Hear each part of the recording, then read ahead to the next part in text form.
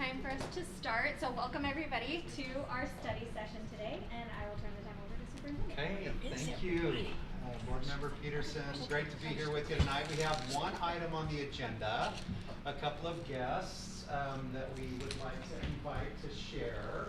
We have Kim Lowe here, our district nurse. We have Jessica Benson here who's going to be doing the presentation. And I think Kim Jones is here, and you know, we have somebody new. I'm going to embarrass her, and she's probably going to say, oh, Rob, why did you do that? But Kim, Robert, would you just stand up and let me introduce you? Kim, we're so grateful to have her this week. She's joining our team. We'll be working with our secondary schools out in the West. And so we got her this week, and then she'll be full-time end of July, 1st of June, end of June, 1st of July. Yes. Right? Yes. Okay, so welcome. Thank you. Very excited to be here. It's an honor. Okay. And welcome everybody else. So good to see you. And Jessica, there's some time over to you.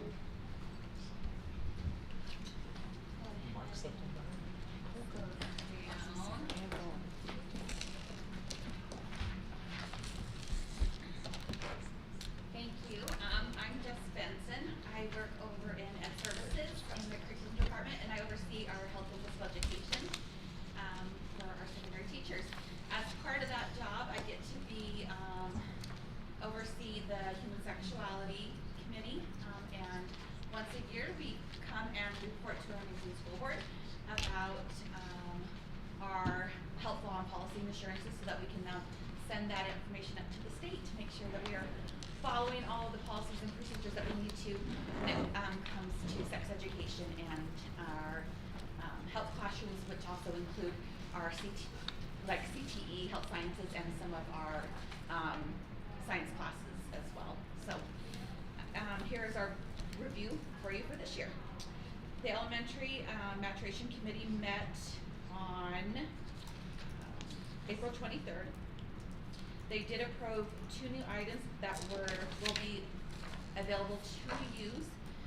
They are still using the same maturation program, and our school nurses are still the only ones that are allowed to direct those maturation programs at the elementary level, but they will have updated 2 items that those school nurses can implement in the maturation program. 2 small clips. Those clips have been sent to Brianna, right, Brianna? Yes. And so if you would like to preview those at a later time, you can. That way you can have the links. Those clips are,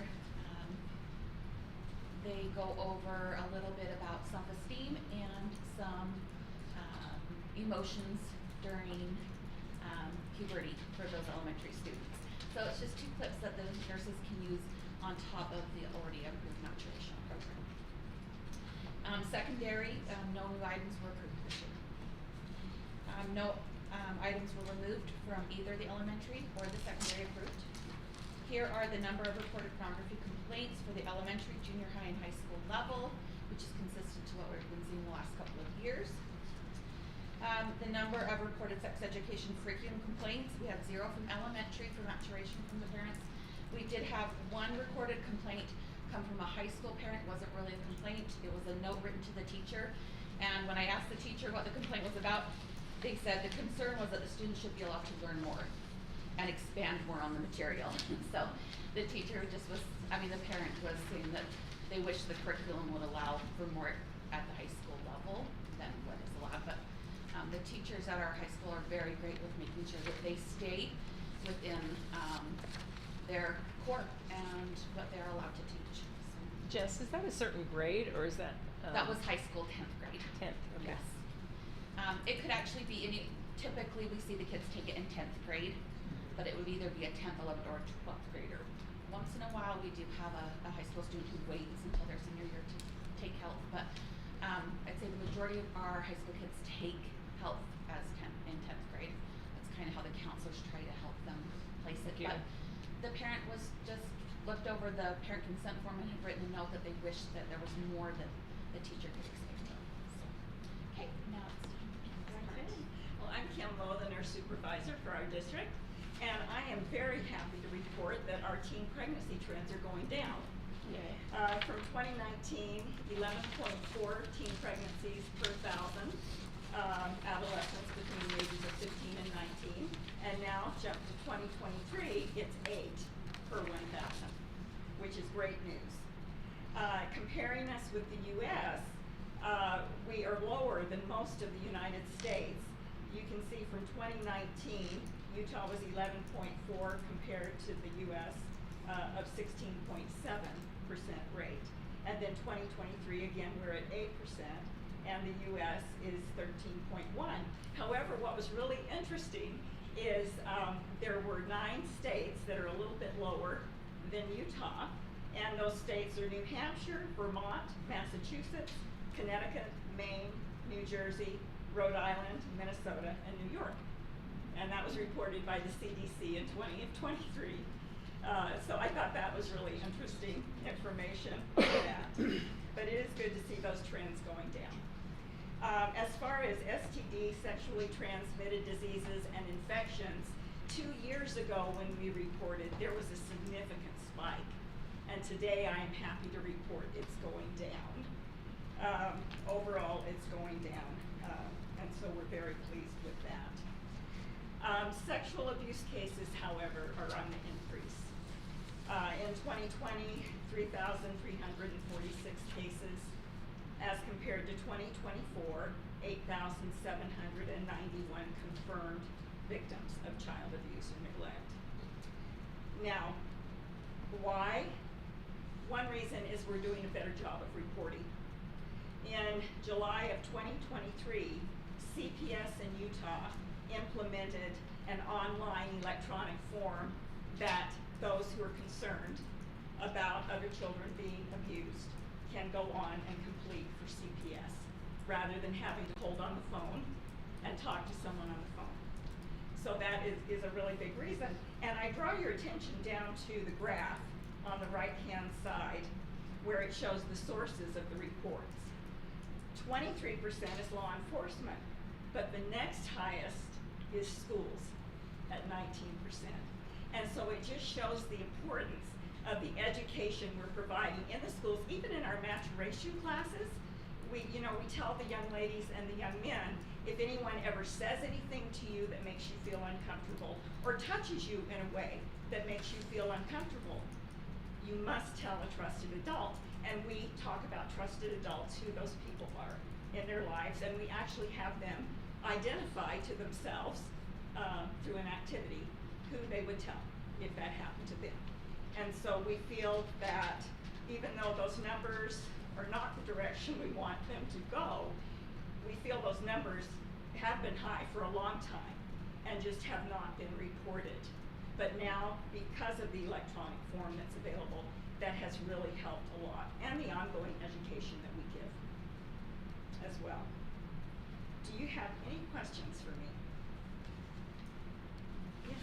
So you say maturation is only done by nurses now, and so how many nurses does it take to get to all of our elementary schools? Okay, so The ones that are assigned to them. the ones that are assigned to each of the schools, and typically we will invite another school nurse to be with us, so there are 2 of us presenting.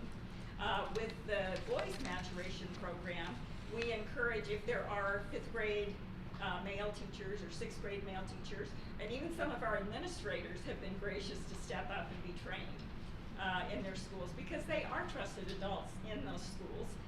The students are with them a majority of the time during the week, and we want them to be able to talk to them if they need to and have their questions answered.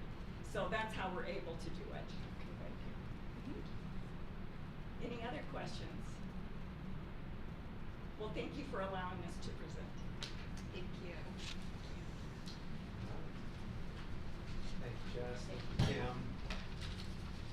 That concludes our Alright. items Alright. for tonight, unless the board has other items to discuss. Let's have more questions. I know, right? No, I wanted to take a moment and excuse Julie and Stacy. They both could not make it tonight. And we are adjourned until our board meeting is as well. Thank you.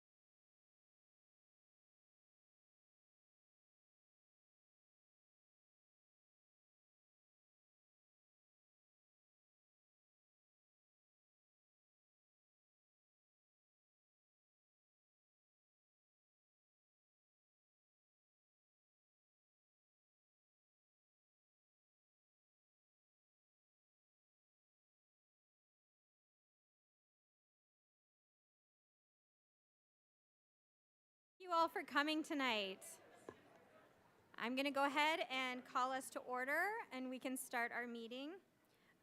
Before we get into our agenda, I just want to take a moment and excuse President King and Vice President Bateman. They both could not make it tonight. We are going to start the meeting with a pledge of... Can you hear me now? There we go. Okay.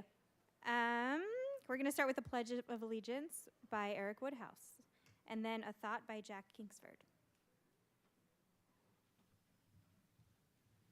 Please rise. Repeat after me. I pledge allegiance to the flag of the United States of America and to the republic for which it stands, one nation, under God, indivisible, with liberty and justice for all.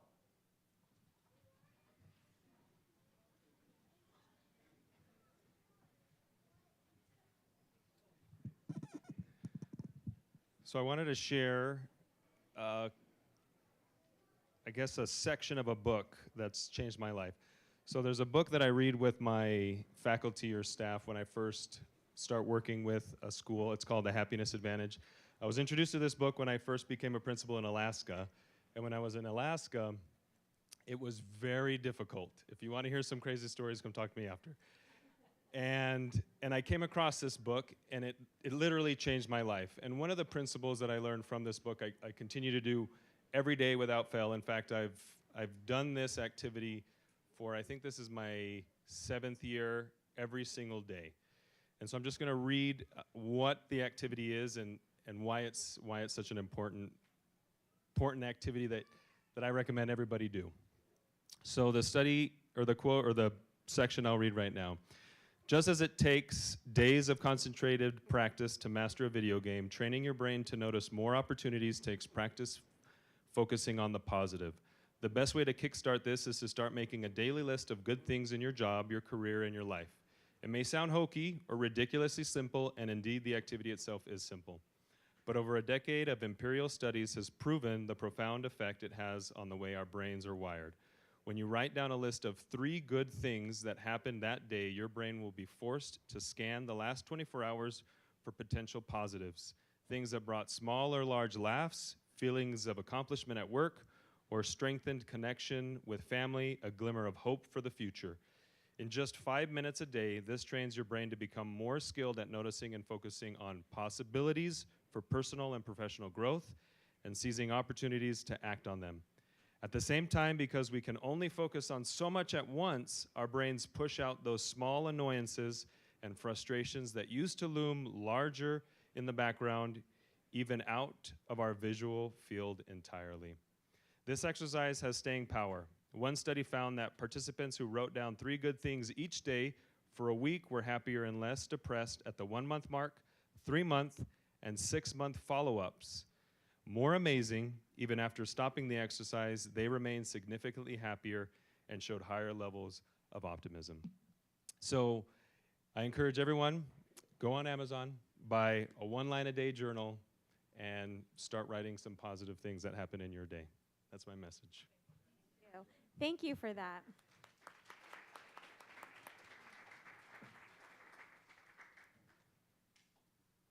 All right, as the Board of Education, it's important for us to recognize various accomplishments made by students, employees, and patrons from throughout Alpine School District. As we honor the individuals and groups this evening, we acknowledge the families and others who have helped them achieve their goals. Thank you for the support you have offered to those we recognize at this time, and we appreciate your attendance here tonight. A note, after all the recognitions are done, you are free to leave. It's not rude or anything else. You can see your, when we move into the board meeting, you're free to go. And tonight, I'm so excited for this. I love this. We have students from the Orem cluster who have had artwork exhibited here at the district office for the past few months. And we would like to thank all of our students for allowing their art to be displayed in our hallways. We love passing by the artwork, and we talk about it. We love it. Their artwork has transformed the district office into an art gallery of sorts, adding color and beauty for all to enjoy. Quite often, you can see patrons and employees stopping to admire the different pieces that are displayed. We're going to start with Canyon View Junior High. Come on in. There we go. All right, and we have Ashlyn Voigt, Annie Carrier, Emiliano Aguirre, Levi Hemmert, Peter Johnson, Lucy Jane Hudson, Savannah Prevost, Lucy Brimhall, Ace Allen, Claire King, Ella Oberansley, sorry about that, Ethan Hansen, Isabel Toro Keach, and Hazel Padikin. Anyway, congratulations, Canyon View. Thank you so much for sharing your art with us.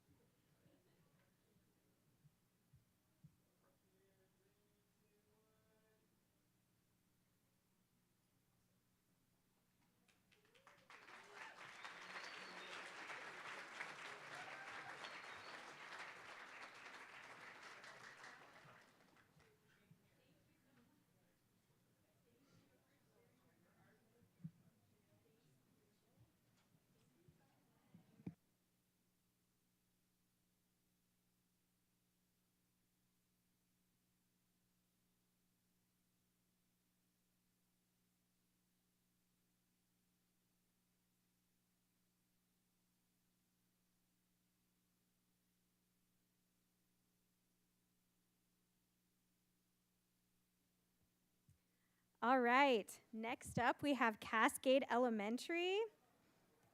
Come on in.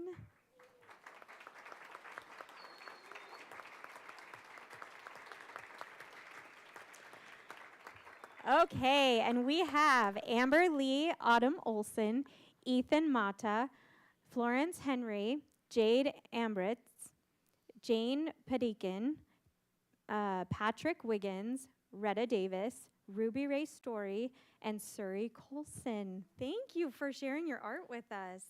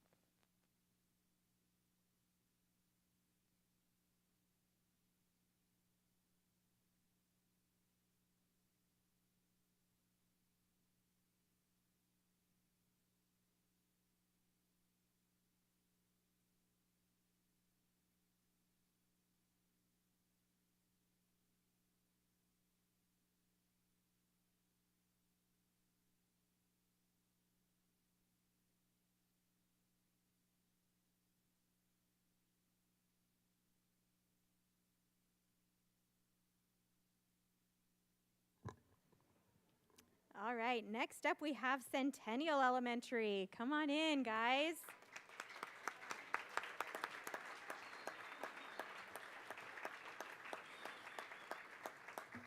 All right, from Centennial we have Abigail Johnson, George Grover, Kevy Albee Jr., Nico Magliacchio, Parker Burns, Sage Louder, Zia Dowler, Calvin Pope, Maxwell Lewis, and Ali Maurman.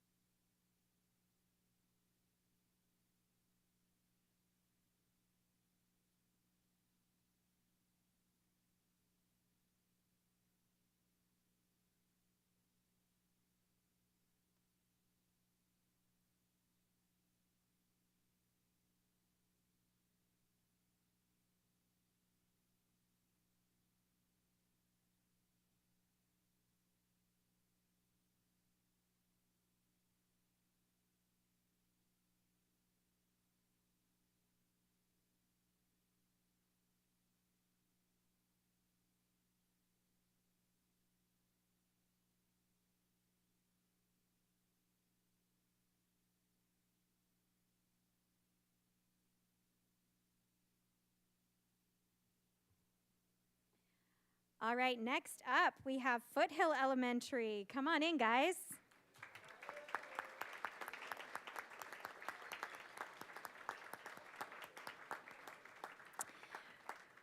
All right, we have Brielle Barbacos, Brian Packer, Ellie Hansen, Iger Estrada, Juliet Keel, Katie Peterson, Lizzie Zemp, Cami Wright, Zavena Keel, and Will Woodell. Thanks, guys.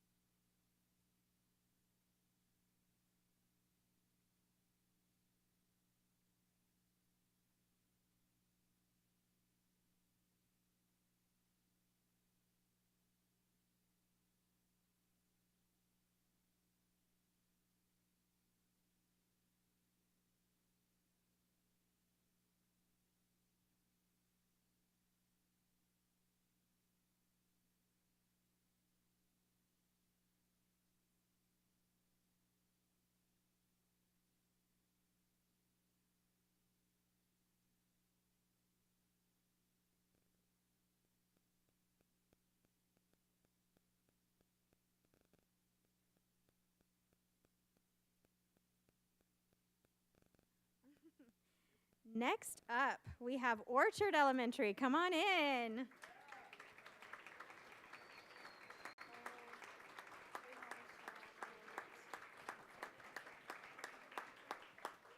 Oh.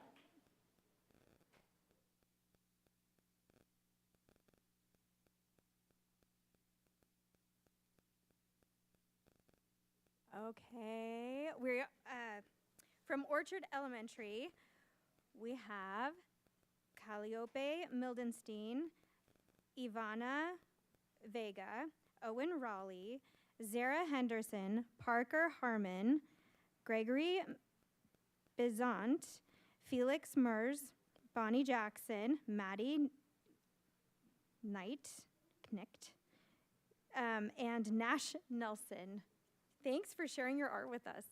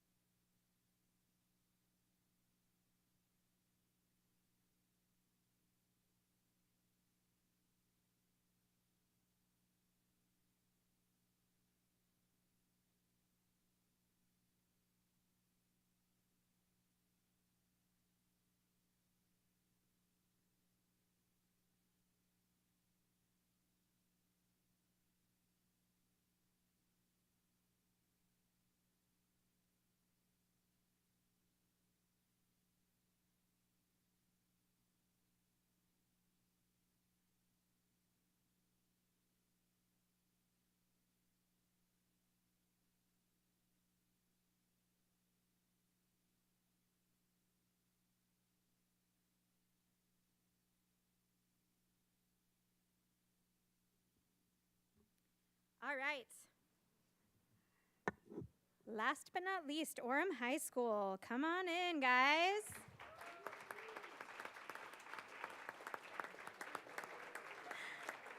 Awesome. All right. From Orem High, we have Bailey Williams, Berlin Leaney, Christian Welty, Clara Larson, Jet Bingler, Lynx Christensen, Marin Blake, Anika Hobbs, Brianna Clark, Kason Day, Lauren Finch, Marin Blake, Max Rojas, and Phoebe Depew. Thanks, guys.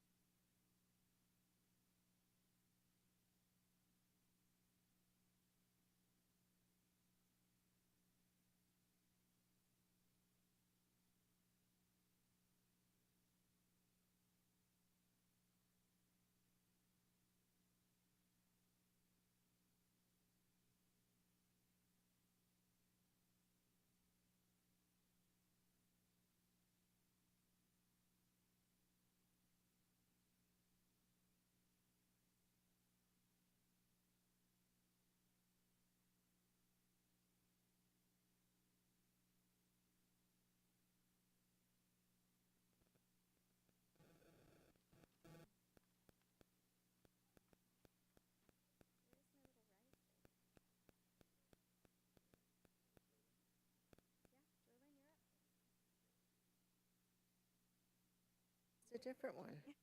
There, it's on. You got it. Our next award tonight is the Do the Right Thing Challenge.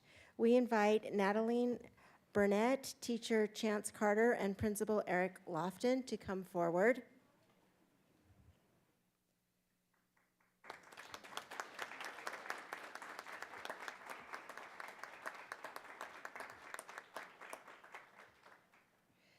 Nadalyn Burnett from Lehigh Jr. was selected as a finalist in the Utah State Board of DTWT Writing Challenge, standing out among more than 2,000 students statewide and 261 essay submissions.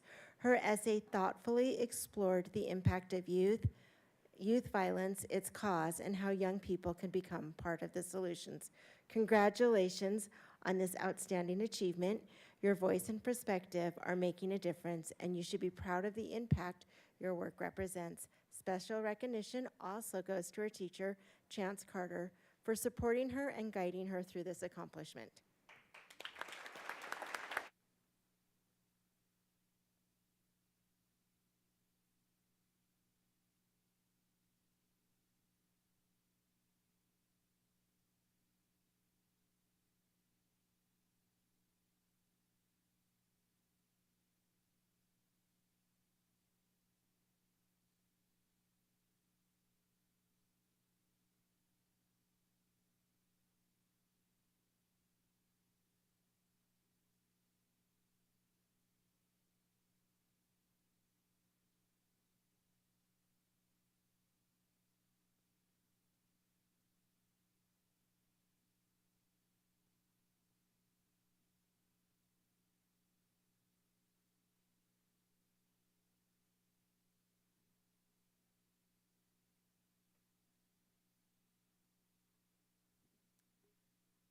Alpine School District is thankful for so many teachers, staff members who excel in making a difference for students, parents, colleagues, and others. Tonight, we would like to recognize nominees who have been selected to receive the Alpine School District Rise Award. Wow, words. Okay. It stands for Remarkable, Inspiring, Selfless, and Encouraging. First up this evening, we have Melissa Ducker. Melissa, can you come up, please? And with you, Melissa, we want your principal, Mrs. Cooper. Carrie Cooper, is she here? There she is. And also to come forward. And by the way, Melissa is a nutrition service manager at Traverse Mountain Elementary. And is Rachel Kennedy here by chance, who nominated you for this? Okay. This is what Kennedy wrote. Mrs. Ducker, our head nutrition worker, has transformed lunch service into an organized, efficient, and welcoming experience. Her leadership ensures the lunch line moves faster than ever, and her positive attitude fosters a culture of kindness and respect among her team. Students truly appreciate the nutrition workers, which reflects Mrs. Ducker's dedication to both her staff and the school community. Her commitment to excellence and genuine care make her an invaluable asset to our school, and she was very proud to nominate Mrs. Ducker for such an outstanding contribution. Congratulations, Mrs. Ducker.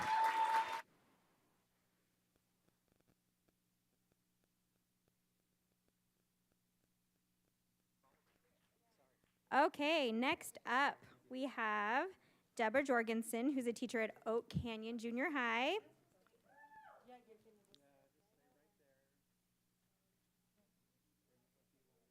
Come on up. Yeah. Deborah was nominated by Kimberly Tremblay, a parent. We invite Deborah, Kimberly, and Principal Ross to come forward, or Dr. Maurer to come forward. Okay. Kimberly wrote, Deborah Jorgensen is an exceptional teacher. My daughter has struggled in math for the last 5 years and has Mrs. Jorgensen this year, and she is so willing to help her and all the students. She stays after school most days to help any kids that need it. She met with me for almost an hour and had a plan for my daughter to help her. I left with tears of gratitude. She has been an answer to our prayers. She really cares and wants to help those who struggle to understand, and she sacrifices so much of her time. If anyone is deserving of this award, it is her.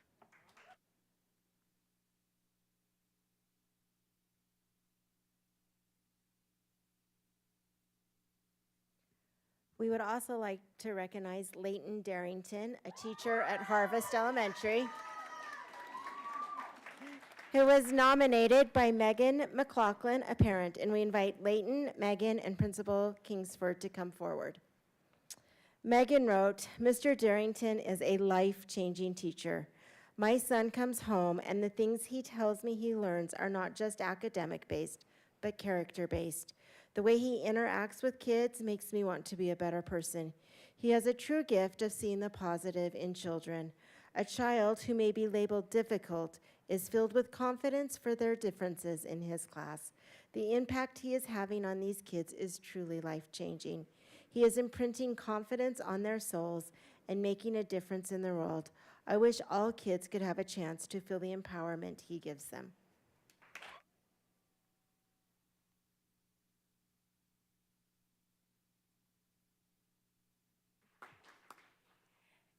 And now we'd like to invite Emma Hinckley, a teacher at Parkside Elementary. Come on down. Also we also would invite Mr. John Shelton, principal, and she was nominated by Laura Margato. Is Laura here? Okay. All right. Well, I will tell you what Laura wrote about you, Emma. I would like to express my sincere appreciation for Miss Hinckley and the exceptional work she has done with my daughter. From the very beginning, she made every possible effort to include her. Thanks to Miss Hinckley's care and commitment, my daughter truly loves going to school and being in the classroom. What could have been a challenging experience, adapting to a new country, a new language, has felt much easier because of her patience, kindness, and genuine dedication. They have made a meaningful difference. Miss Hinckley's work deserves to be recognized and commended. Thank you.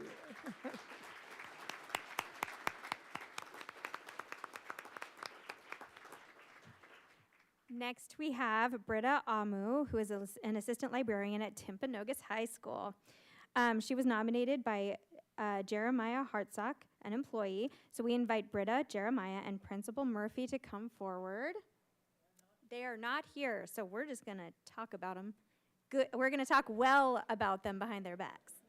Okay, Jeremiah wrote, Britta is a rock star in our media center. As an assistant librarian, she has been incredibly knowledgeable and supportive, helping me navigate the digital library in a world that's quickly moved beyond simply checking out books in person.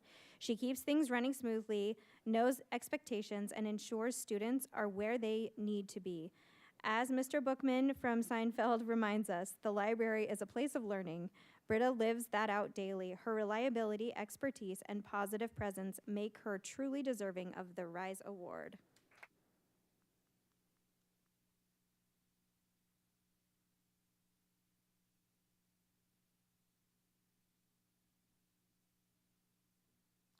To have Lori Mann, an occupational therapist in the special education department, come forward, along with Gary Robinson and Director Roy Darrington. And she was nominated by Emily Meekham. So if they could all come forward, that'd be terrific.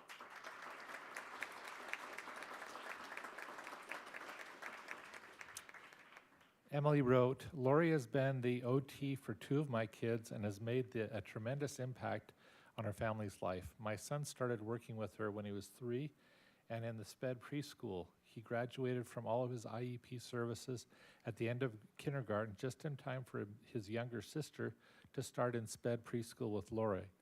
My daughter is now 4th grade and has made leaps and bounds in her development. Lori has been wonderful to work with and taught me so much about how to advocate for my kids and helped me to find additional resources to help them be successful.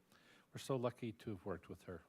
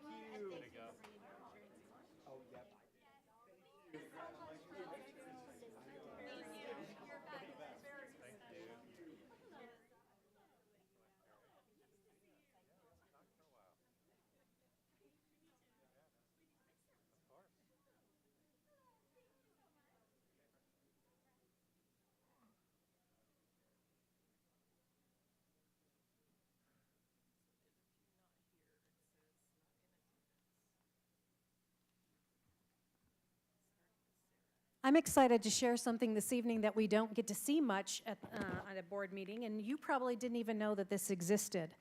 But we want to talk for a minute about a Braille challenge and congratulate Duke and Skyly Monday for their outstanding achievements in the Utah State Braille Challenge. Skyly was named a Utah finalist, and Duke has now advanced as a national finalist, one of only 50 students selected across North America to compete in the national finals. So even though they're not here, will you please join us in celebrating these remarkable students? And just for your information, if you couldn't tell, they are from Traverse Mountain Elementary.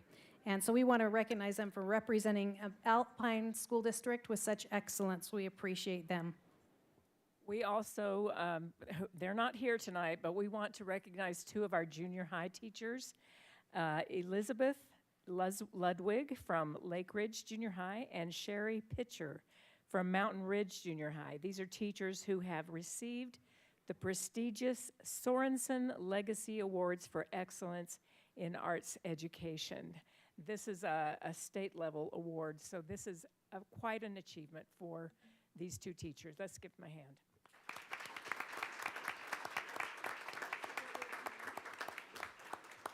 We also have some state champions teams from various schools that we wanted to acknowledge, even though they're not here tonight. So, and just so you are aware, award certificates have been sent to the schools, and they'll be given to the student athletes during their recognition evenings. First, we have Lehigh High, the 6A boys volleyball state champions. Great job, Lehigh. Next, we have Mountain View High School. They're 4A boys volleyball state champions. The Bruins. Great job, Bruins. And next, we have Lone Peak High. They're 6A boys tennis state champions. Great job, Knights.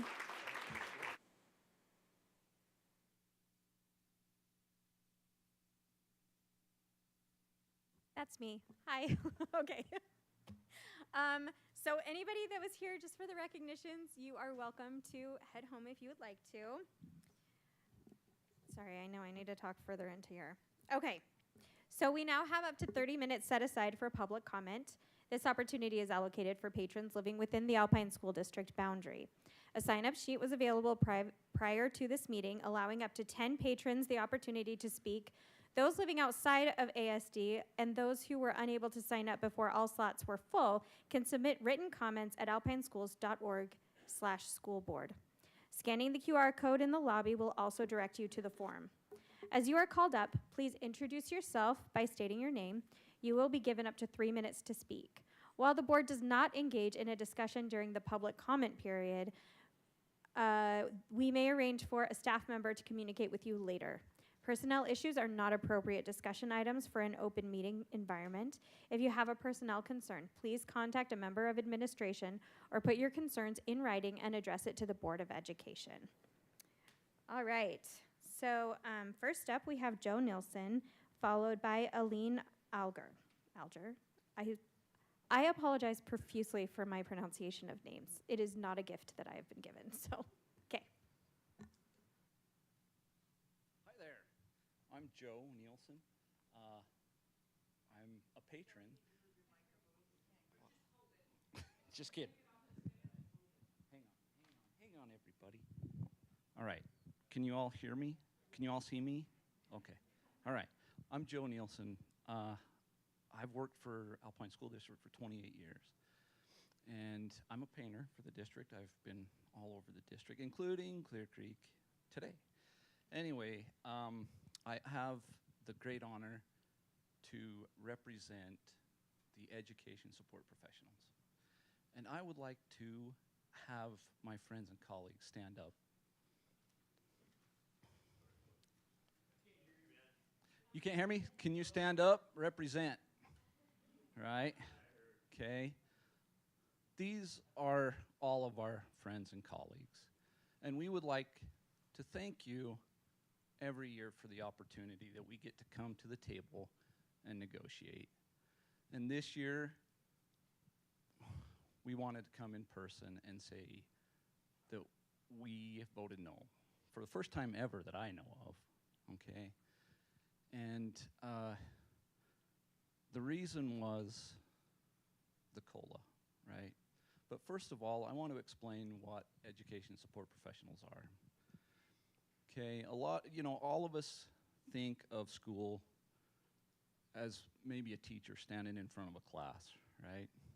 What a lot of people don't realize is that an educational support professional is the first one to see our students in the mornings. Usually one of our bus drivers, great bus drivers, get our students there safely, right? The second one or third one may be the secretary, one of the paras that are standing out helping at the crossing guard in front of the school, right? Another one is our great nutrition service workers. They go into breakfast and greet those ladies. My mom was a nutrition service worker, and so I'm proud to be able to work with these ladies. Anyway, we were a little disappointed this year. We wanted to let you know, okay, that we had the vote on the proposed package, and the members voted no because we believe that something better can be done, okay? The 0.5% COLA, it doesn't cover even close to what the rising costs of everything right now is. And so it doesn't cover the deductible that is going to go up for us either. And we are so grateful for the opportunity that you've given us to go back to the table and renegotiate and talk it through. But I wanted to come and introduce these great people as my friends and colleagues, okay? I've got a guy back there that I see every morning, and if I don't see him, the smile isn't there for me. He doesn't know that. I'm telling him right now that we call him the puninator, you know, and he's really important to me. And I'm sure, too, that all of our students, these people are important to them, okay? As far as, you know, what can be done, we hired a consultant to look into the funding, and we know that there are funds there that we can work with, and we're grateful for the opportunity to go back to the table and work with you great people. We know we have the best financial team that there is. We've worked with you for several years, so I wanted to just tell you that personally. Thank you.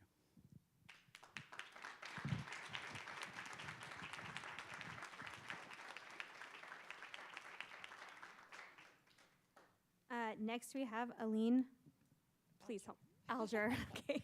Aline Alger. And then up next will be Jackie Hogan. Thank you. Thanks. My name's Aline Alger. I am, time's up already? Yay. I'm an education support professional. I am an elementary school librarian. I work at Parkside.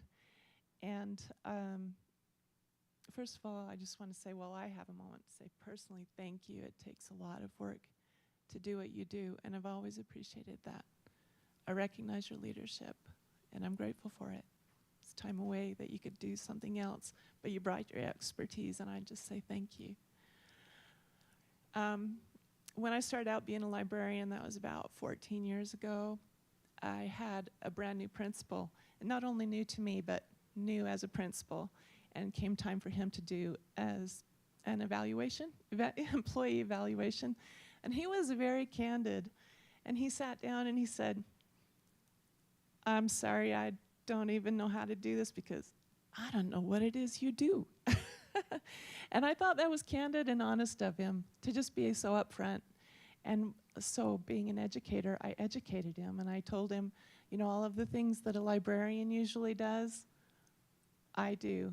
But on top of all the curation and cleaning and cataloging and researching of books and balancing a budget and protecting all of the taxpayer funded resources that we've got. I'm also an educator, so I'm making lessons and I'm teaching those little kids, every single one of them, from pre-K on up through 6th grade. I get the SPED kids, I get the EBD kids, I get all of them. And I know all of them. And I spend significant amount of time getting to know them and what they want, what they do. And you get a lot of those kids who'll come out of the classroom going, oh, I hate reading, because they've been working hard and they're stressed out and they're just done.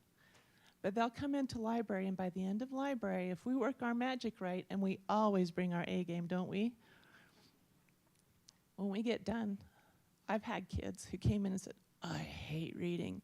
And they're leaving like, did you see this? She's got one of these books. And just losing their minds, and they're so ready to go and read because we changed their mind. I'm not a reading teacher. I'm a cheerleader. I fight apathy. I inspire curiosity. I work my magic every day. I bring my A game, or I get eaten alive. I bring my A game, and so does everyone else that I work with. As I rub shoulders with all of these amazing people, you know, the lunch ladies, they feed the ravenous.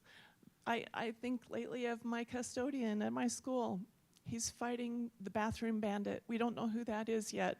Bless their little cloven hooves. We're gonna find them and help them do better. But honestly, the jobs that no one wants to think about or that you don't know are happening are quietly happening. And I hope that by the time we get a chance to come to the table, you'll take a moment to educate yourself more on what it is we're actually doing so that you can see better what we're worth. Thanks.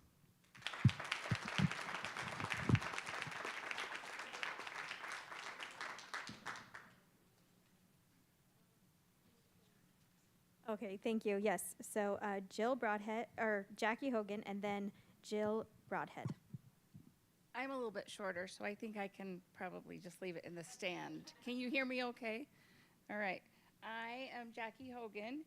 I am an educational support professional. I work in nutrition services and have for the last 16 years.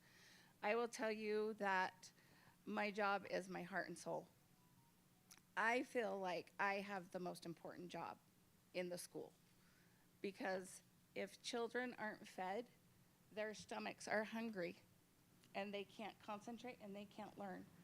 So that being said, I feel like I'm the most important person in that school. And a lot of the kids at the school that I work at say the same thing. They often ask me how I remember their names. It's because I see them every day, twice a day sometimes.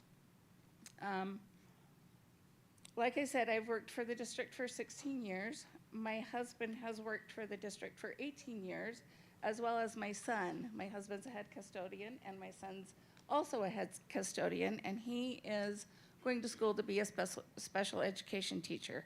So our family is very familiar with the school district. I want to talk a little bit about how the negotiated package affects me personally in my job. Okay, sorry. For me as a nutrition services manager, the 0.5% increase would mean 17 cents an hour. That's an extra $1.19 a day, an extra $5.95 a week, and $214.26 a year. If I did my math correctly, and I think I did. I think I'm pretty good at math. As the nutrition services manager, I don't teach math, but like I said, I feel like I'm pretty good at math. I do know that $214.26 a year is not keeping up with our increases. Gas alone, at a current average of $4.25 now, compared to $3.50 last year, is an extra 75 cents a gallon. My car takes 21 gallons. At 75 cents times 21, that's $15.75. If I fill my gas tank twice a month, then that doesn't even get close to what my increase would be. My husband and myself are honored to be working in schools that are giving educational opportunities to the children of our community. I proudly raised my son here, and he is proudly raising my granddaughter here. But we are a little disappointed at the district at this time, in which they are not choosing to prioritize its lowest paid workers and support them this year. I don't know the answers, but I believe that this community and this board and our educational leaders can do better than 17 cents an hour. Thank you, I appreciate it.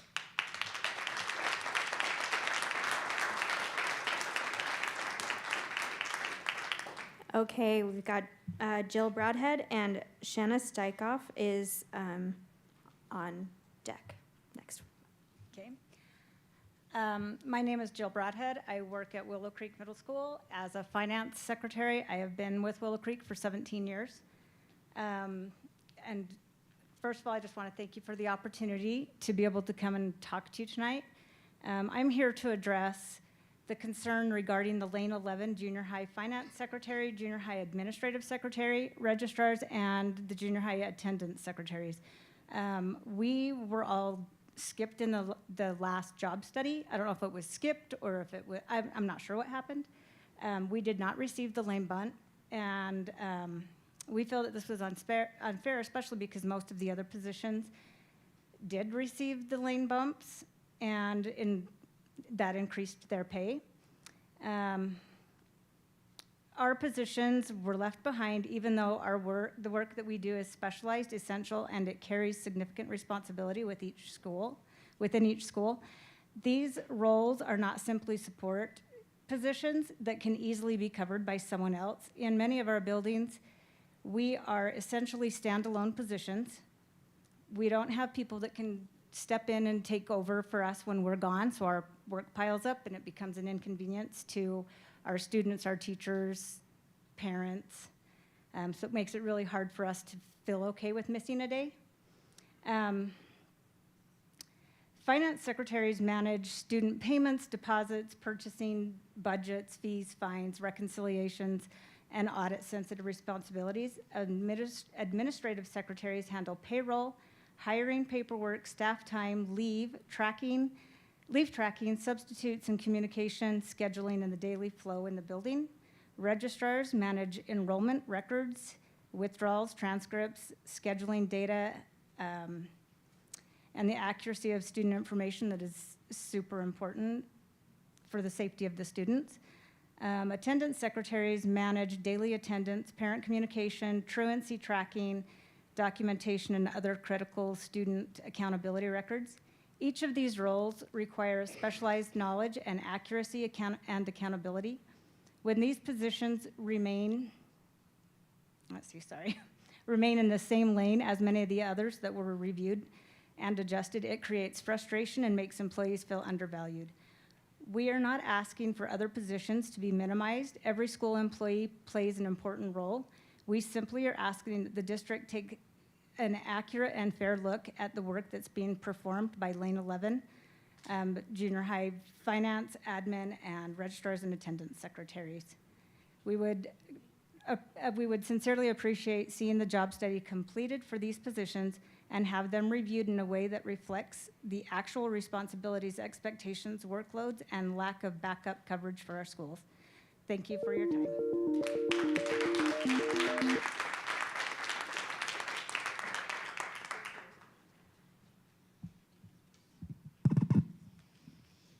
Good afternoon. My name is Shanna Steinkoff, and I spoke a couple of months ago expressing concern over the school-issued Gmail accounts and requested these accounts not be activated until at least 6th grade. I want to start by recognizing Dr. Draper and the technology team for taking the time and effort to meet with me and to look into this. I want to thank Dr. Stowell and the communication team for adding additional information to the district website. I want to thank Mr. Beckstrand for taking the time to attend our school community council meeting when this topic was discussed. Every school and district representative that I have interacted with has been professional and kind, and I appreciate that. Our school principal assures us that this is an active discussion at the district offices. I am sure that's true, and I want to thank each of you for that. Unfortunately, I feel the need to speak again today because I sense a lack of urgency in a decision being made. Sadly, it looks like our young 8- and 9-year-old children will go all summer with full access to these email accounts before a change is made. I worry about the countless students whose parents don't realize there is something to monitor. On the other hand, the parents that are aware of these email accounts are not happy. This weekend, I informed some people that I know that I plan to speak with you today. Over a busy holiday weekend and very minimal effort on my end, 47 tax-paying residents who all live within Alpine School District wrote and sent me letters addressed to you to express their support that we do not want our third graders having active Gmail accounts. It is too young, and we want the activation age changed. I have those letters here. This is a conversation that parents care about, and we need to see some urgency in choosing to protect each student that you represent. I know you care about these students. Please choose to stand up for them. I guarantee that if I start surveying more broadly throughout this district, we will see an overwhelming amount of support from parents and taxpayers who are wanting this simple change. We are only requesting email access be delayed just like it already is for kindergarten through 2nd.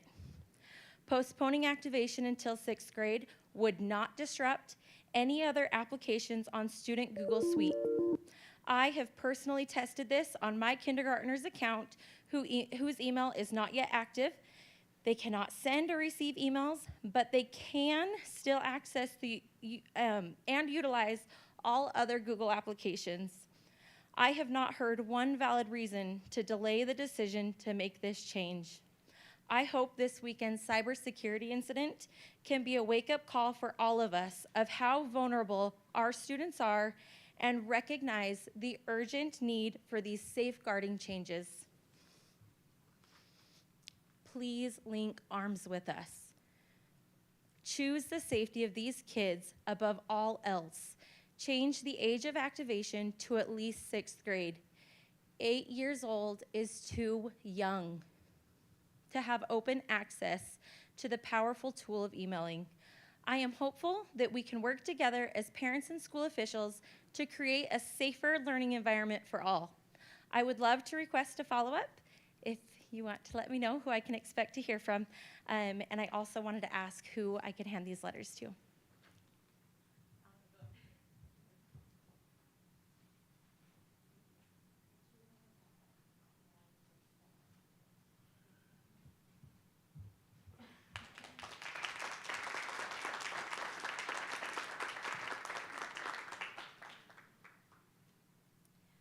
All right, next item on our agenda is the approval of minutes, and I will entertain a motion. I move that we approve the minutes. Second the motion. All right, with a motion by Board Member Beeson and a second by Board Member Clement, any discussion? All right, seeing none, all in favor? Aye. Any opposed? All right, I will now turn the time over to Superintendent Smith for claims and business. Thank you. You've received the claims and reviewed those. Would recommend the board accept the claims for the month. I'll entertain a motion. I move that we accept the claims. I second.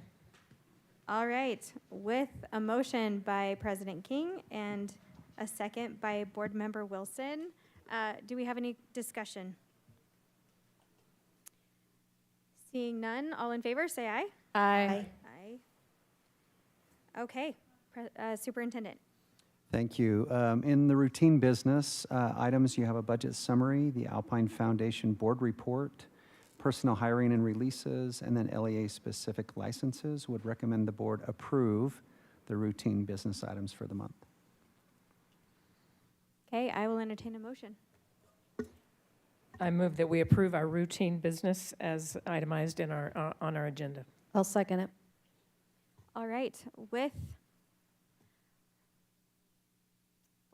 a motion, thank you. Why is that word flying out of my brain? The motion from Board Member Wilson and a second by Board Member Beeson. Do we have any discussion? All right, seeing none. All in favor? Aye. All right, Superintendent. Action items for this evening. The first one is our 2026-2027 land trust plans. Just want to say thank you to Sam Rencher, Dave Maurer, Jody Pegram, our school principals, and the supervisors, and each of you board members who have poured over those plans. It's a requirement that the board adopt those or approve those plans for the following school year. So I would recommend that you approve the 2026-2027 land trust plans for Alpine School District. Okay. Do we have a motion? I move that we approve the land trust plans. Okay, I'll second. With a motion from Board Member Clement and a second by Board Member Peterson. Any discussion? I just want to thank all of our school community councils who have gathered and done the hard work, put their names to these plans, and now they get to watch them unfold next year. Agreed. It's really a great process. All right, with a motion by Board Member Clement and a second by Board Member Peterson. All in favor? Aye. Aye. All right. Any opposed? Any opposed? All right. Superintendent. All right, next item, we'd request that the board table policy 5146 and take that up at a meeting in either next Tuesday, if the board chooses then, or in June. Okay. Go ahead. I move that we table our discussion on policy 5146 for further review. I'll second it. All right, with a motion from Board Member Wilson and a second by Board Member Beeson, any discussion? Okay, seeing none, all in favor say aye. Aye. And any opposed? All right, Superintendent. The next item is the FY27 school fee and spend plans. The board received a report from our business services team last month in study session. The board has had a chance to look at those spend plans and school fee schedules. There were minor changes, very few changes, probably the fewest that we've seen year over year, and would recommend the board approve the FY27 school fees and spend plans. Okay, thank you. Would somebody like to make a motion? I move that we approve the FY27 school fees and spend plans. I'll second. All right. With a motion by Board Member Clement and a second by Board Member Lincoln, do we have any discussion? I just want to let our public know that these spend plans are available for you to see. They set a maximum amount that can be charged. So in many cases, what is actually on the spend plan is not what is in practice. I don't know if you want to comment on that further, Rob, but. Yes, so let me just clarify that we established the maximum in the fee schedule, and the spend plan outlines how those funds are received and what they are used for with detail. Oftentimes, programs and schools charge less than the maximum. So that's just some clarification, but yes, all of those plans are available for the public to look at. Yeah, I just wanted to make that clear, because when you read them, it can be a little shocking until you realize that that's not, it represents maximums and not actuality in most cases. Okay, thank you for that. With a motion by Board Member Clement and a second by Board Member Lincoln, all in favor, say aye. Aye. Aye. And any opposed? Aye, by the way. Okay, Superintendent. All right, the next item of business is Resolution 2026-007, bus vehicle surplus. The board has approved prior version of this. We're just trying to get rid of some of the old buses that either are not used to transport students or would take significant resources to restore and make operable. So you've had the list of buses. Each of the 3 new districts also have to approve resolutions when we dispose of property, and so would recommend the board approve Resolution 2026-007 this evening. Okay, would somebody like to make a motion? I move that we approve Resolution 2026-007 to surplus the buses and vehicles. I'll second it. All right. With the motion from Board Member King and a second by Board Member Beeson, any discussion? All right, seeing none. All in favor? Aye. Any opposed? Okay, Superintendent. Okay, next item of business is the sale of the Walker property. It's known to us as the Walker property. It's a parcel in Saratoga Springs that was acquired for a middle school. That use is no longer needed by Alpine School District. The Lake Mountain Board approved the action to sell that property on April 30th, 2026. This is a concurrence action by Alpine's board to approve the sale of that property as required by law. Would recommend that Alpine's board approve the sale of that property. Proceeds would remain with Lake Mountain School District. Okay, thank you, Superintendent. Would somebody like to make a motion? I move that we approve the sale of the Walker property. I'll second it. Okay, with a motion by Board Member King and Lincoln and a second by Board Member King, any discussion? All right, seeing none. All in favor? Aye. Aye. Any opposed? Okay, Superintendent. Okay, last action item tonight is Resolution 2026, well, it's not 2026-007. Let me pull up my documents. I'm guessing it's 2026-008, but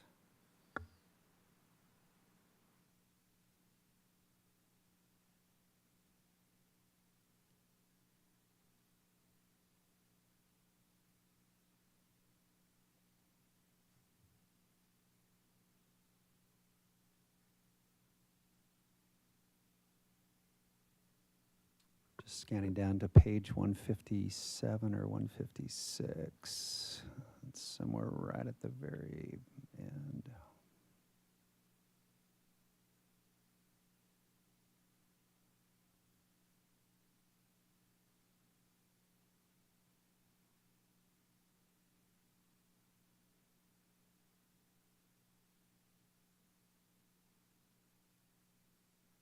It is listed as 007.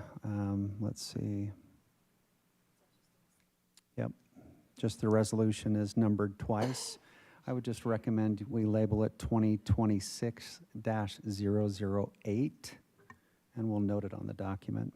So with that, Resolution 2026-008, renumbered, is a memorandum of understanding for the use of Cedar Valley Elementary School, which the board took action to close after the current school year.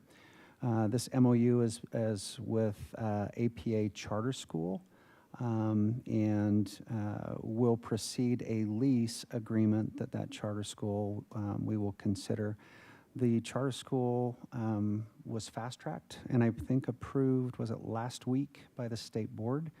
And so would recommend the board approve this MOU or Resolution 2026-008 so that Cedar Valley Elementary School could be used for a charter school site, and then the lease will come at a future date. Okay, thank you, Superintendent. I will entertain a motion. I move that we approve Resolution 2026-008, an MOU for use of Cedar Valley Elementary School. I'll second it. Okay, with a motion by Board Member Lincoln and a second by Board Member King, any discussion from the board? Okay, seeing none. All in favor? Aye. Any opposed? Okay, that appears to pass unanimously.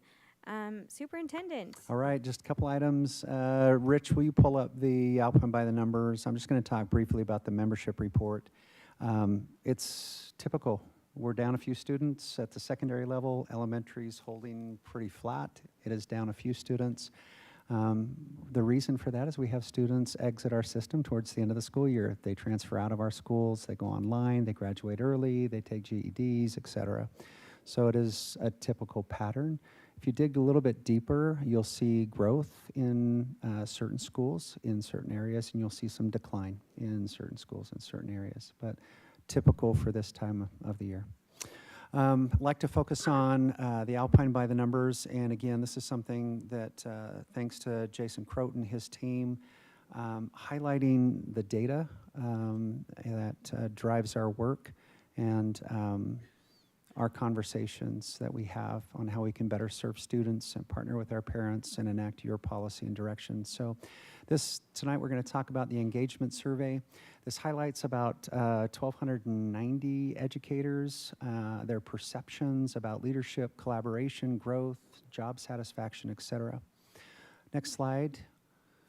That's some good graphs, Mark. I think you always asked for a few pictures instead of just tables and numbers, so here's a few really good graphs.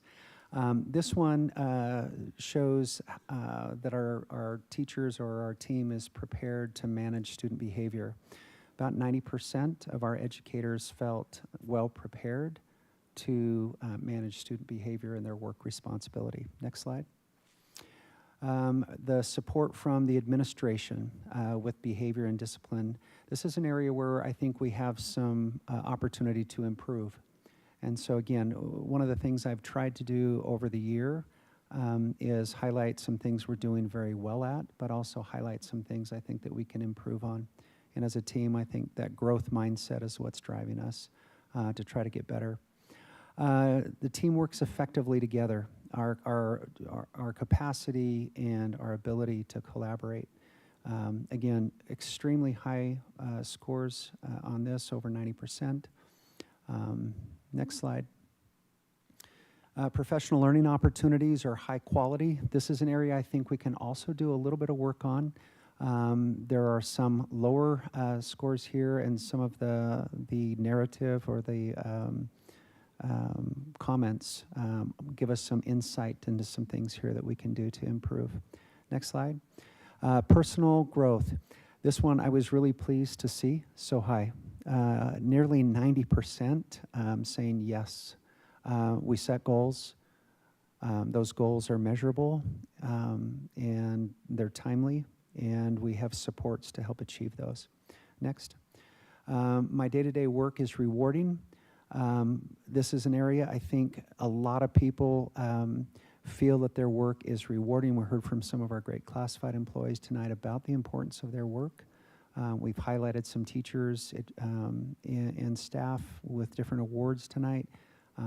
Competent, caring people that do work so hard. But there are some areas here that I think we can maybe do a little bit better to celebrate and support our team members. Mentoring, coaching, improving instructional practice. Pretty good scores here, but again, I think some opportunity here to improve. Next. In summary, here's the celebrations, some of the comments that came in. I'm just going to hit 3 or 4 that stood out to me. Third bullet, staff feel supported by administrators who are approachable, caring, and responsive. Collaboration and leadership opportunities help teachers grow. And then finally, educators appreciate PD that is practical, relevant, and they can immediately take and use in their classroom. Opportunities is the next one. Time, behavior, overwhelmed. Those are the themes that you see here. And I just want to hit a couple of bullets. I know the board has worked on over the years. We've got more work to do, but specialized staff that are needed and have heavy caseloads sometimes feel overlooked or not seen. And then we like to add things, but sometimes we don't like to take away things. And so things continue to pile. And that weight is felt by our team members. Overall, in summary, solid, great place to work, amazing people. They're supported, they set goals, they achieve those goals, and there are opportunities for us to improve in the areas mentioned. So again, just a quick report about some of the numbers and some of the data on our team. Thank you, Superintendent. Okay, last item on our agenda. We have some time for board member and superintendent reports and information items. I just wanted to apologize for my tardiness. We had 2 sets of MTech graduation today, and just wanted to congratulate all of our Alpine School District students who graduated from MTech. We've had such a large class of graduates that we actually had to split it into 2 ceremonies to accommodate all of them and their families. So that is an excellent problem to have. So just appreciate that partnership with MTech. Also wanted to recognize Cedar Valley Elementary. They had a celebration of the school. It's closing after this school year. It's 116 years old. It's the oldest school in Alpine School District. And it was just a great way to celebrate the community, the school, the history, and love seeing the students from student council who participated and welcomed everyone into it. It was just a great event, and I'm incredibly grateful for all the work that went behind that and recognizing and honoring that community.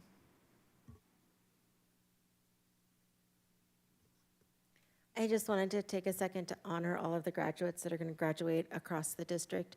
But more importantly, I want to honor all of the people that helped them get there. The parents, the education support professionals and all of their arrays, their teachers, every teacher from kindergarten all the way through grade 12 has made an impact on their lives. So thank you. And thank you for the parents and that endless nagging that we do as parents to get the homework done.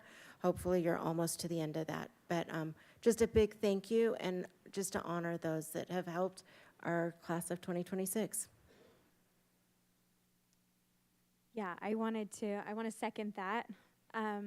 And I wanted to add, I spent the other evening at a scholars night at one of our high schools, and I was so impressed by the diversity of accomplishments of our seniors and how many programs we've been able to offer them, and seals of biliteracy and arts and athletics and military, just a huge breadth of opportunities that we've been able to offer our kids. And I also want to second what Joylyn said, that thank you to all of the community members and teachers and everybody that have helped these seniors throughout their education.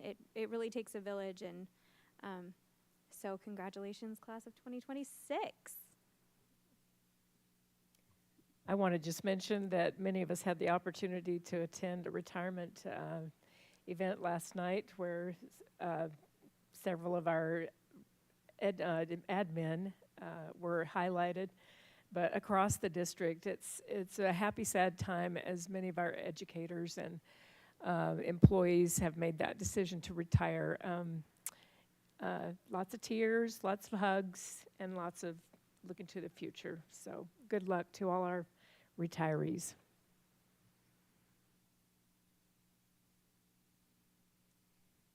Okay, having reached the end of our agenda, I will entertain a motion to adjourn. I move that we adjourn. I second. All right, with a motion by Board Member Clement and a second by Board Member Lincoln, we are all in favor. Aye. Aye. Okay, we are adjourned. Thank you.